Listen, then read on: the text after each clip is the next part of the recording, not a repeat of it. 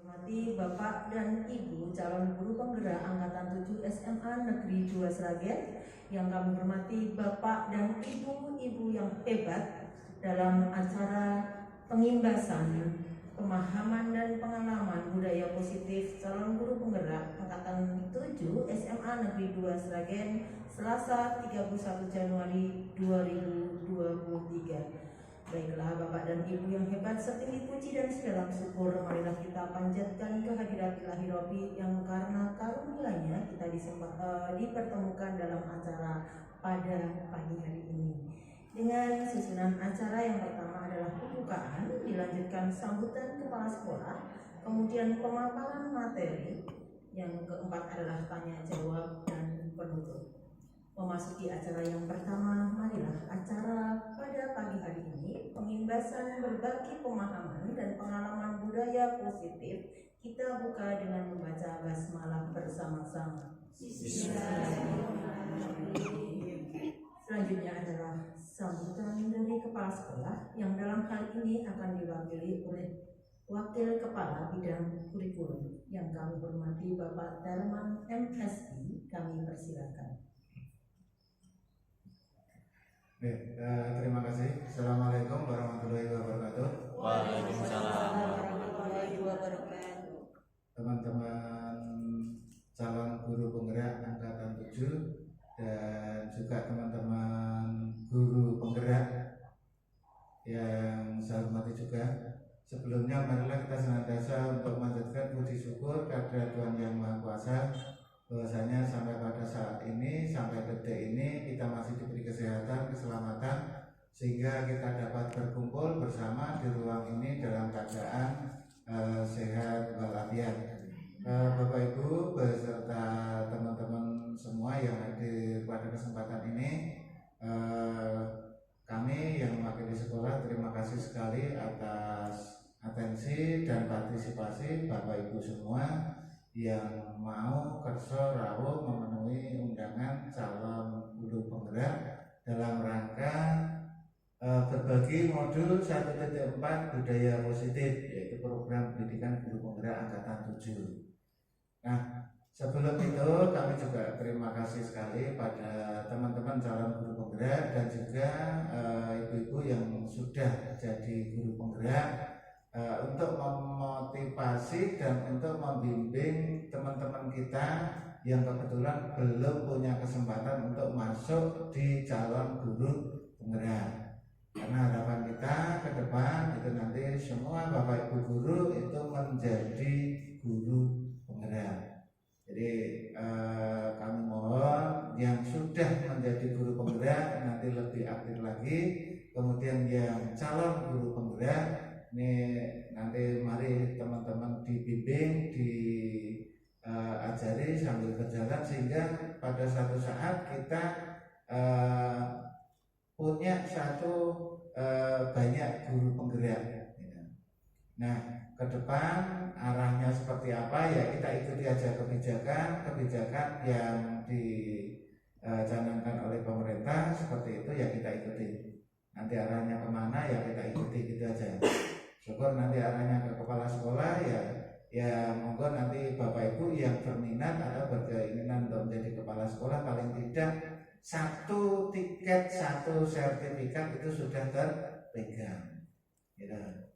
Jadi kalau saya seperti saya kan sudah umurnya sudah nggak memenuhi syarat, jadi masuk aja sudah tidak bisa. Ini monggo nanti untuk teman-teman yang masih muda-muda diberi dorongan, diberi semangat sehingga ke depan nanti akan banyak calon-calon guru penggerak.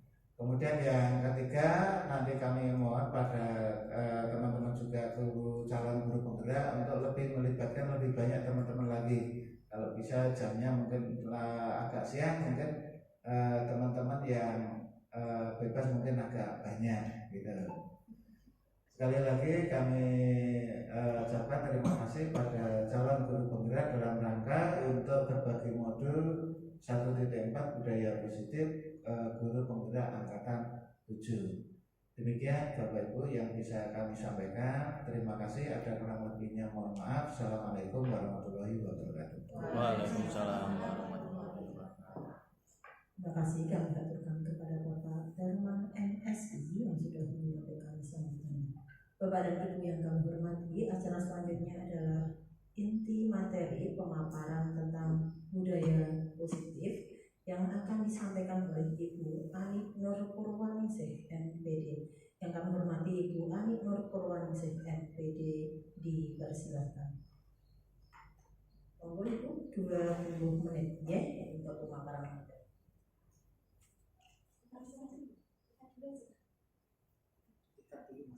Membahas tentang perubahan paradigma. Apa sih perubahan paradigma itu? Yang kedua tentang disiplin positif. Selama ini kita hanya belajar tentang disiplin. Tapi di sini ada kata baru, disiplin positif. Apa itu disiplin positif? Yang ketiga tentang motivasi perilaku manusia. Keempat tentang keyakinan keras. Apa itu tentang pengertian keyakinan keras? Yang kelima tentang kebutuhan dasar manusia. Yang keenam tentang posisi kontrol. Posisi kontrol itu apa? Nanti kita akan membahas satu persatu. Yang terakhir tentang segitiga restitusi. Apa itu segitiga restitusi dan apa hubungannya tentang budaya positif? Selanjutnya kita akan belajar. Sebelum kita masuk tentang materi, saya akan bertanya dulu kepada Bapak Ibu semuanya. Coba kita pahami dulu di PPT depan sini. Yang pertama, silahkan Bapak Ibu guru nanti menjawab dari pertanyaan ini. Bapak Ibu setuju atau tidak setuju? Sudah? Selanjutnya, pertanyaan pertama. Pemberian hukuman dapat mendisiplinkan anak. Bapak Ibu guru setuju atau tidak? Setuju? Ada yang tidak setuju? Apakah selama memberikan hukuman akan mendisiplinkan anak? Bisa jadi. Jadi tidak setuju? Ada setuju, ada yang tidak. Oke, saya tampung dulu. Selanjutnya, kedua. Pertanyaan kedua. Hukuman positif seperti membaca dan membersihkan kelas dapat membantu kedisiplinan. Apakah Bapak Ibu guru setuju? Setuju. Jadi selama memberikan hukuman, membaca atau memberikan hukuman punishment seperti membersihkan kelas dapat membantu kedisiplinan. Bapak Ibu guru setuju? Setuju. Oke, jadi yang kedua setuju. Yang pertama tadi antara setuju tidak setuju. Bisa jadi. Yang ketiga, adanya peraturan kelas atau sekolah menjadikan anak lebih disiplin. Tentang tata tertib, Bapak Ibu guru setuju atau tidak? Setuju, oke. Yang paling terakhir, memberikan penghargaan atau hadiah atau reward dapat meningkatkan motivasi belajar siswa. Bapak Ibu guru setuju? Sudah diterapkan ini? Oke. Selanjutnya, di sini saya akan belajar. Bapak Ibu guru, ternyata di CGP itu tidak lepas dari kata Bapak pendidikan kita, yaitu Ki Hajar Dewantara. Nah, di sini selama pembelajaran di CGP, saya banyak sekali belajar tentang. Saya pernah berpikir anak itu seperti kertas putih seperti ini, Bapak Ibu. Kertas kosong. Nah, kita sebagai guru yang akan menulis di kertas kosong ini. Sebelum saya masuk CGP, pemikiran saya seperti itu. Ternyata ketika saya masuk ke CGP, itu merubah pemikiran saya. Yang pertama tentang filosofi Ki Hajar Dewantara. Ki Hajar Dewantara mendefinisikan pendidikan sebagai tuntunan. Artinya, tuntunan adalah hidup tumbuhnya murid sesuai dengan kodratnya. Penjelasannya, tuntunan terhadap segala kekuatan kodrat yang dimiliki anak agar mampu mencapai keselamatan serta kebahagiaan yang setinggi-tingginya. Maksudnya di sini itu yang saya garis merahin itu tuntunan. Ternyata anak itu ketika lahir mempunyai bakat atau kekuatan kodrat sendiri. Nah, kita sebagai guru itu menuntun anak mencari jati dirinya anak. Kita tuntun dia mempunyai minat apa, kita arahkan. Bukan selembar kertas yang harus kita pena, karpe kita apa, anak harus sesuai dengan yang kita tulis. Seperti itu. Selanjutnya di sini saya akan bermain tentang cobalah buka. Nah, Bapak Ibu guru, sudah saya siapkan kertas di sini. Nanti saya bagikan permainannya seperti apa yang ada di PPT. Saya bagikan dulu.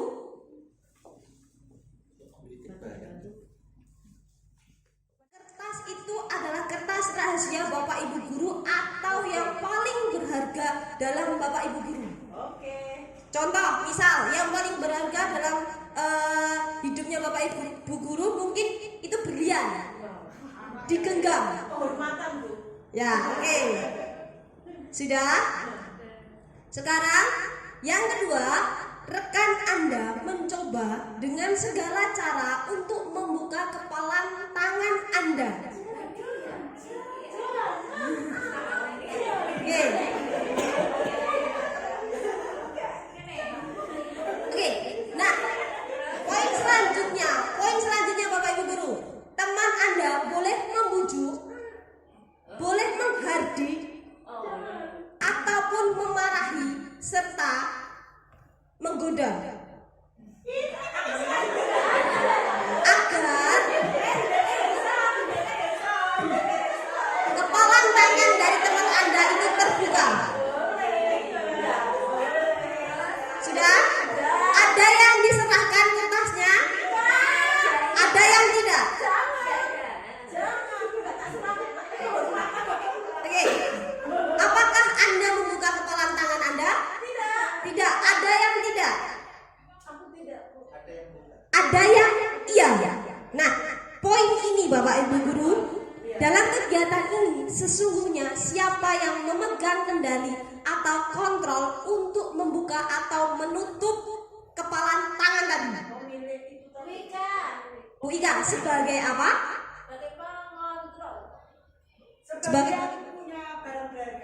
Sebagai yang mempunyai barang berharga atau pemilik kontrol. Jadi Bapak Ibu guru sekarang mulai paham apa itu kontrol diri. Bisa? Oke. Ini baru pemantik saja. Nanti kita akan masuk ke materi intinya. Seperti itu Bapak Ibu guru.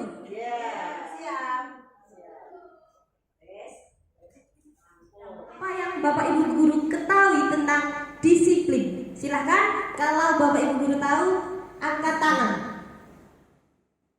Oke, saya tunjuk satu saja. Bu Istiqomah, silahkan pengertian disiplin. Baik, Bu.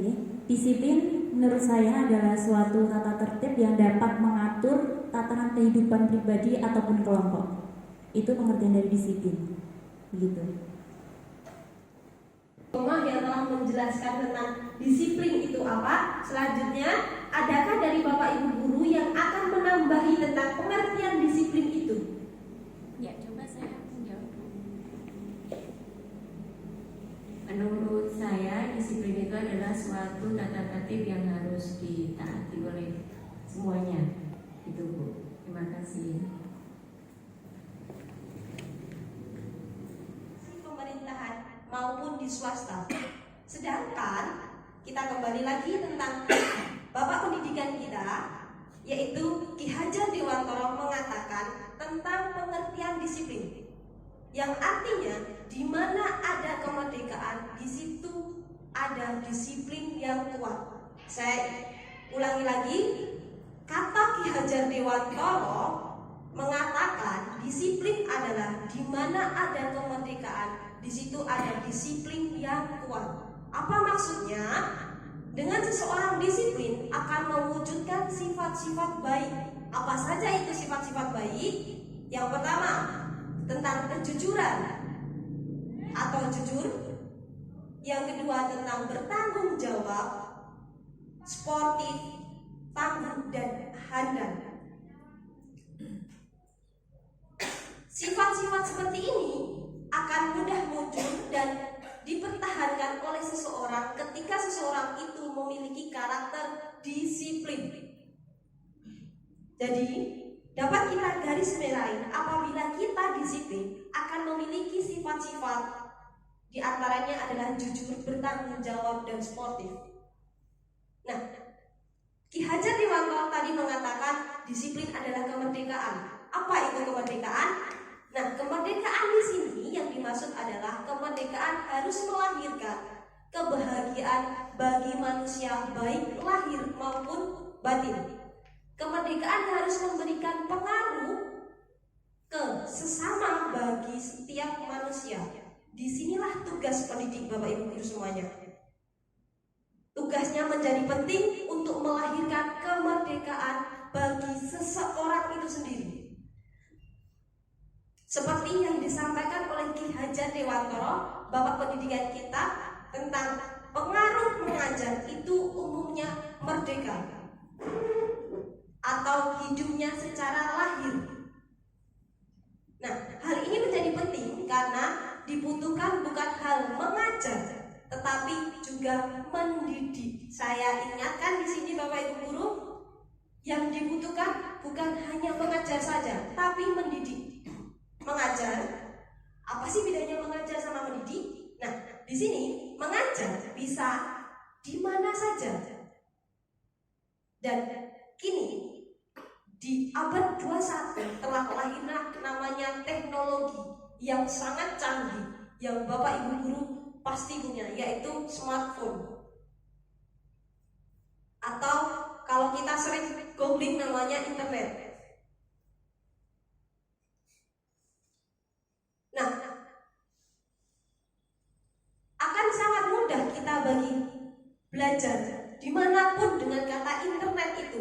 Bahkan Bapak Ibu Guru kalau masih mengingat, dulu ada anak SMK yang maju dan berdiri di depan menteri kita, Bapak Menteri kita, mengatakan seperti ini: kalau cuma belajar dan mencari ilmu, maka Google lebih pintar daripada seorang guru.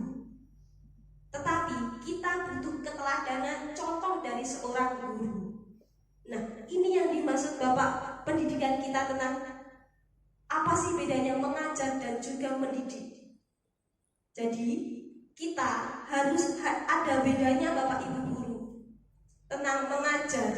Kalau mengajar itu dimanapun pasti kita bisa. Kalau mendidik itu tidak. Karena mendidik itu kita akan menumbuhkan jiwa-jiwa kayak jujur, bertanggung jawab, sportif itu kepada anak-anak kita. Seperti itu. Selanjutnya kita akan masuk tentang materi tentang hukuman atau konsekuensi. Ada 2 poin tentang hukuman konsekuensi. Di sini saya sudah menjelaskan tentang 2 kasus. Saya akan bertanya kepada Bapak Ibu Guru semuanya. Yang pertama, kasus pertama, anak enggan memberikan mainan ketika diminta. Orang pertama itu melakukan dengan cara orang tua memukul. Sudah? Nah, orang pertama itu saya sebut A, orang kedua saya sebut B. Menurut Bapak Ibu Guru, dari kasus 1 tentang anak enggan membersihkan mainan ketika bermain, untuk orang pertama yaitu orang A masuk ke hukuman atau konsekuensi. Letak hukumannya di mana Bapak Ibu? Oke, benar. Yang kasus pertama itu tentang orang tua memukul. Jawabannya itu hukuman. Terus orang kedua, orang tua menyita mainan tersebut seharian sehingga anak tidak bisa bermain. Itu masuk hukuman lagi atau konsekuensi?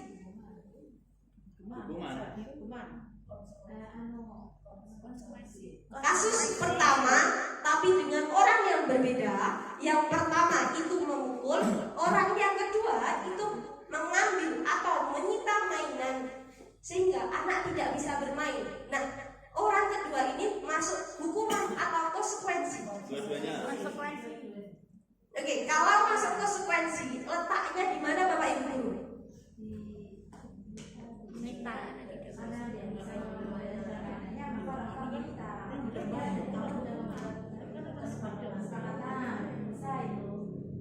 Oke, terima kasih. Orang kedua bisa masuk ke konsekuensi karena orang tuanya bisa jadi sebelumnya membuat kesepakatan kepada anaknya. Yang kamu nilainya jelek, maka mainannya akan saya sita. Yang kamu suka main terus dengan akhirnya nilai itu jelek, akhirnya mainannya disita orang tua. Itu sudah ada kesepakatan orang tua dan anak. Itu namanya konsekuensi. Itu ya Bapak Ibu. Oke, kita pertegas lagi kasus kedua. Kasus kedua tentang anak membuat keonaran di sekolah. Nah, orang pertama, orang tua memotong rambutnya asal-asalan untuk memberikan pelajaran. Apakah itu masuk hukuman atau konsekuensi Bapak Ibu? Hukuman. Letak hukumannya di mana?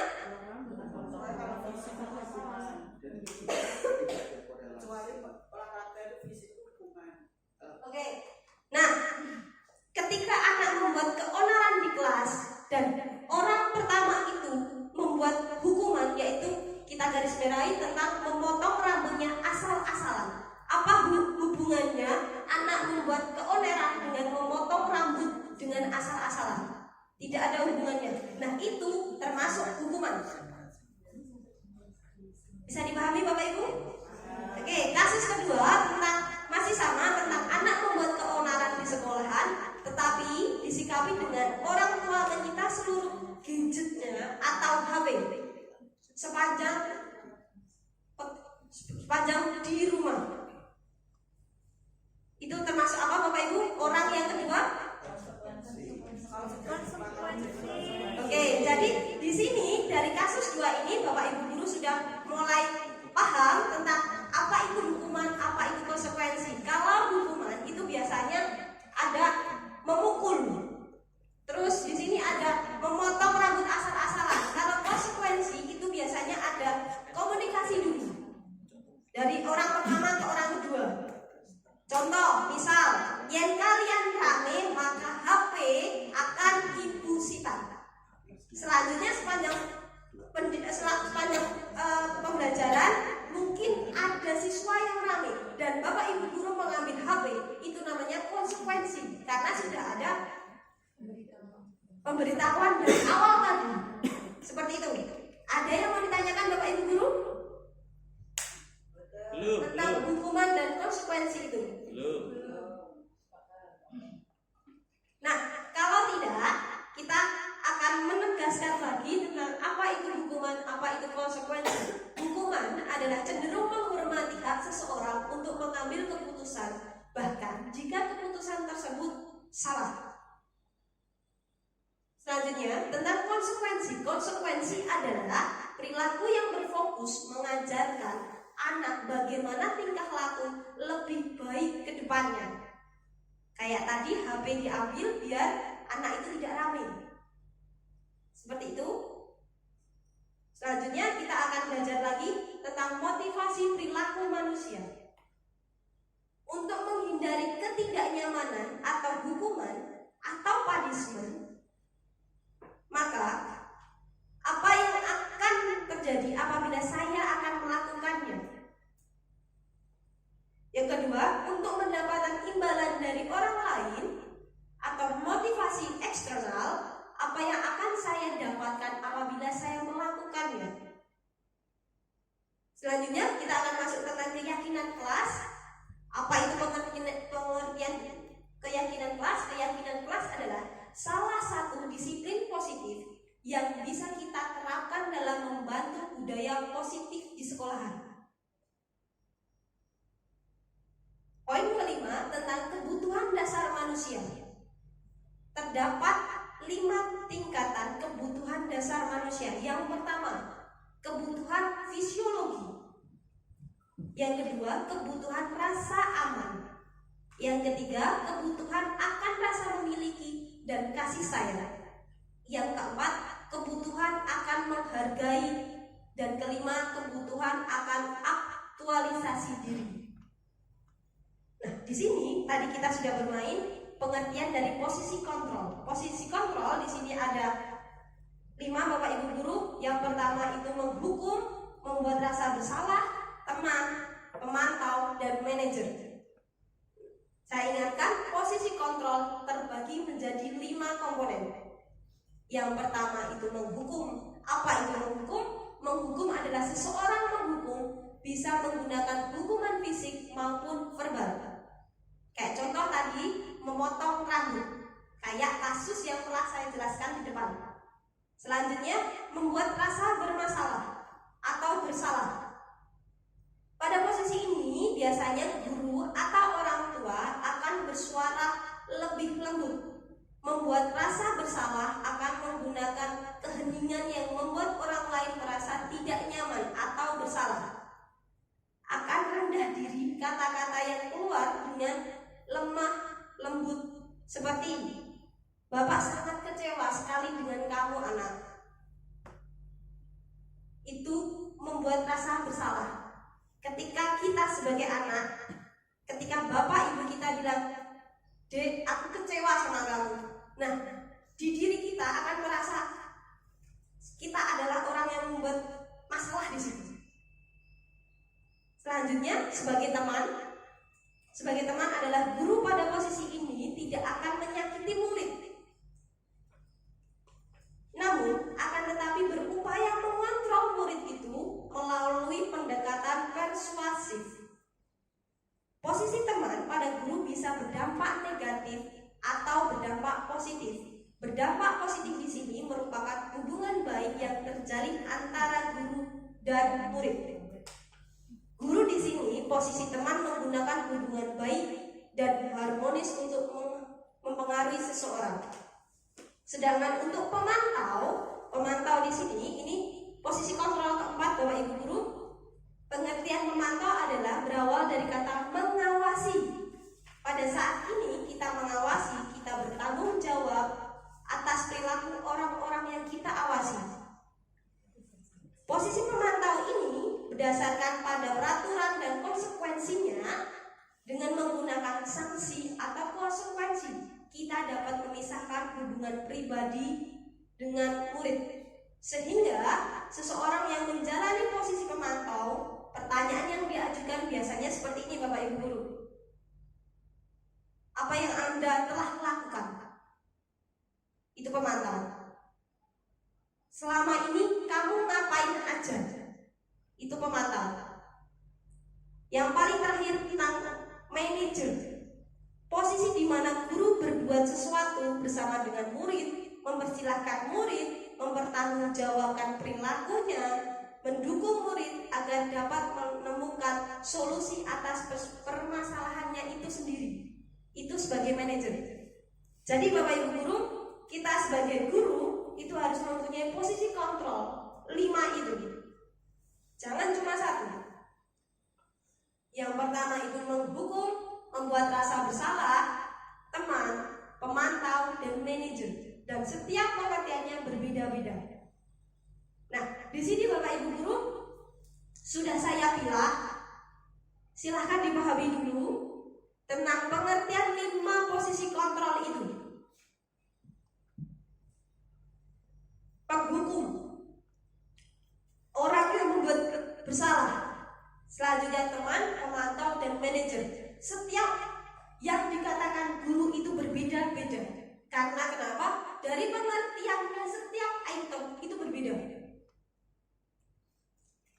Contoh, kalau guru ketika anak membuat masalah, kalau guru itu menghukum, maka akan keluar kata-kata ini Bapak Ibu. Silakan dilihat. Jadi setiap itemnya pasti berbeda semuanya. Kalau menghukum, pasti perkataan orang tua atau gurunya pasti seperti ini. Kalau kamu tidak melakukan, awas ya.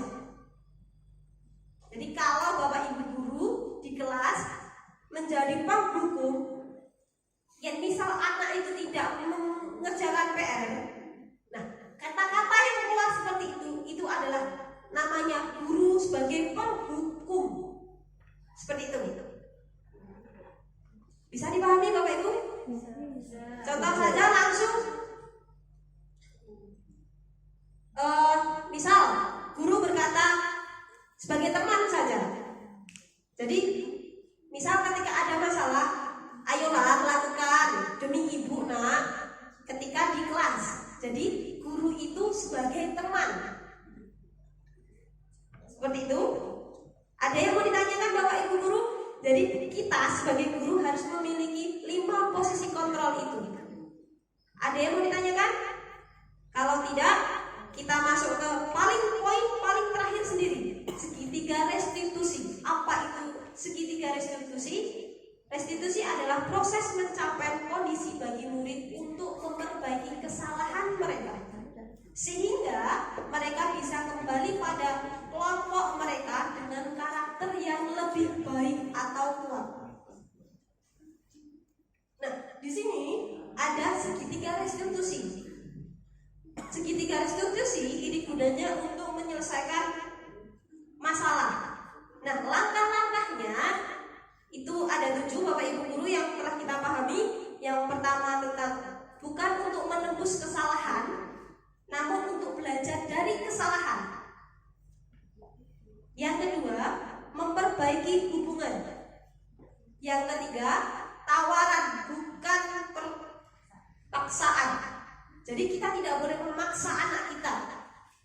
Yang keempat, tentang restitusi menuntut untuk melihat ke dalam diri kita sendiri.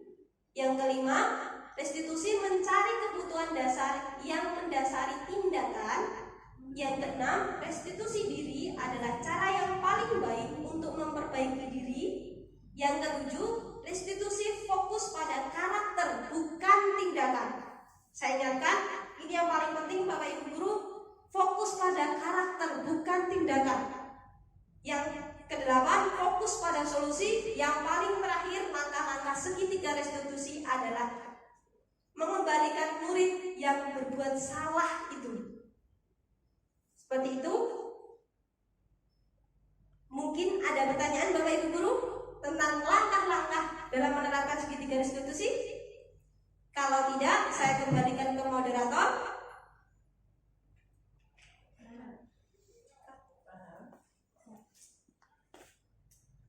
Seperti yang telah diberikan kepada saya, dari materi yang sudah disampaikan oleh Bu Anissa tadi, saya ingin mengajukan satu pertanyaan, yaitu posisi kontrol guru seperti apa yang dapat mewujudkan budaya positif di sekolah.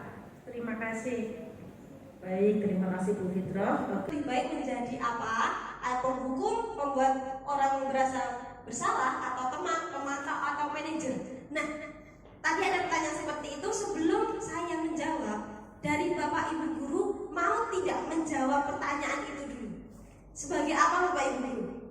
Kita sebagai guru baiknya menjadi penghukum, teman, pemantau, atau manajer malahan? Teman. Menjadi teman? Ya, temannya dulu. Kalau saya sesuai situasi dan kondisi. Bagaimana maksudnya situasi dan kondisi? Kalau misalnya siswanya udah sering melakukan pelanggaran-pelanggaran, kita sudah berusaha dalam posisi sebagai teman, sudah berusaha dalam posisi sebagai pemantau seperti itu. Kan kita harus menjadi posisi yang lain supaya anak itu tidak mengulangi lagi gitu. Mungkin seperti itu. Jadi nanti bisa menjadi ke kontrol sebagai penghukum.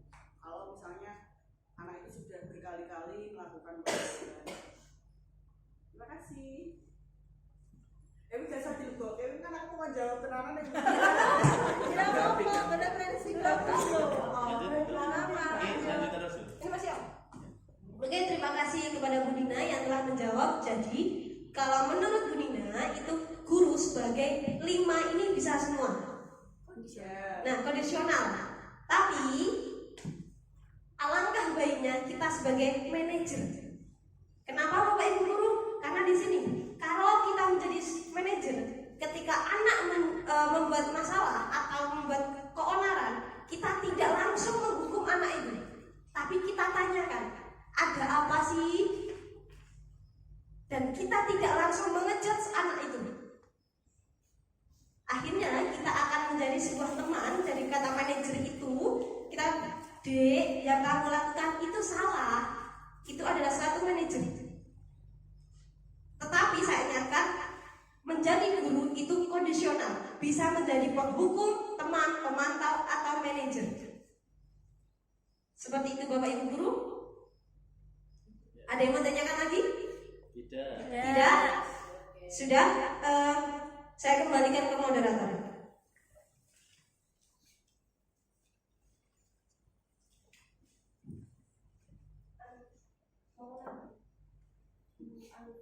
Oh baiklah. Bapak Ibu, itu tadi pemaparan materi dan jawaban pertanyaan dari Bu Ika.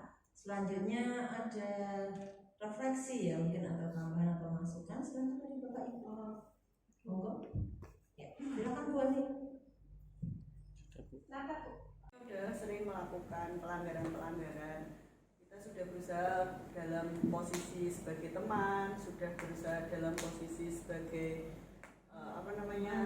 pemantau seperti itu.